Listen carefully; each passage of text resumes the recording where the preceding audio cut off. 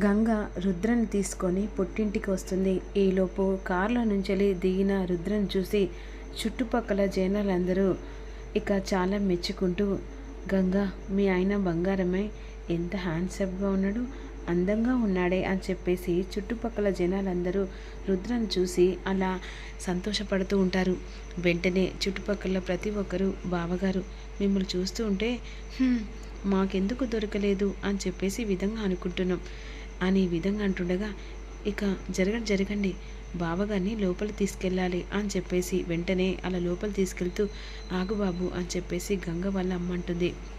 వెంటనే హారతి ప్లేట్ తీసుకొచ్చి ఇక అందరి దిష్టి తగలకుండా హారతి ప్లేట్ అలా తిప్పుతూ ఉంటుంది. అలా హారతి ఇచ్చి లోపలికి వెళ్ళమని ఇక గంగ తల్లి అనేసరికి వెంటనే రుద్ర ఉన్ను గంగ లోపలికి వెళ్తుండగా, ఇక బావగారు ఒక్క నిమిషం అలా లోపలికి ఎలా వస్తారు, ఇక మీ భార్య పేరు చెప్పండి అనే విధంగా రుద్రను అడుగుతుండగా, అదేంటి మీకు తెలియదా, తెలియనట్టుగా ఎందుకు అడుగుతున్నారు అని కోపంగా రుద్ర అనేసరికి కాస్త కంగారు పడిపోతూ ఉంటారు.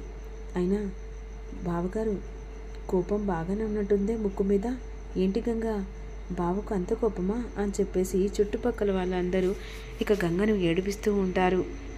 ఇక వెంటనే రుద్రను చూసి గంగ చెప్పమన్నట్టుగా కళ్ళతో సైగ చేస్తుంది. గంగ అని చెప్పేసి అన్న తర్వాత, అదేంటి బావగారు మా భార్య పేరు అని అడిగాం కదా, మీ భార్య పేరు చెప్పకుండా ఏదో గంగా అని చెప్పేసి అంటున్నారు, లేంట్రా అతన్ని ఎందుకు అలా గట్టిగా అరిచినట్టు చెప్తున్నారు, అల్లుడు గారు మీరు లోపలికి రండి, వాళ్ళ మాటలు పట్టించుకోకండి అని చెప్పేసి రుద్రను లోపల తీసుకెళ్ళి కూర్చోబెడతారు.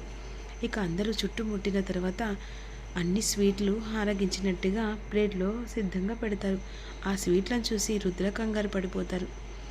బాబు ఈ స్వీట్లన్నీ మేము చేశాము, ఇక మీరు అన్నీ తినాలి అంటుండగా, మీకు పని పాట లేదా, ఎప్పుడు ఇలాగేనా అన్నట్టుగా రుద్ర మాటలకు అందరూ చూసిన తర్వాత అప్పుడు వెంటనే గంగ, అంటే మీరు ఇన్ని ఇబ్బంది పడి చేశారని బాబుగారి అలా అంటున్నాడు అంతే అని చెప్పేసి గంగ కాంప్రమైజ్ చేస్తూ ఉంటుంది.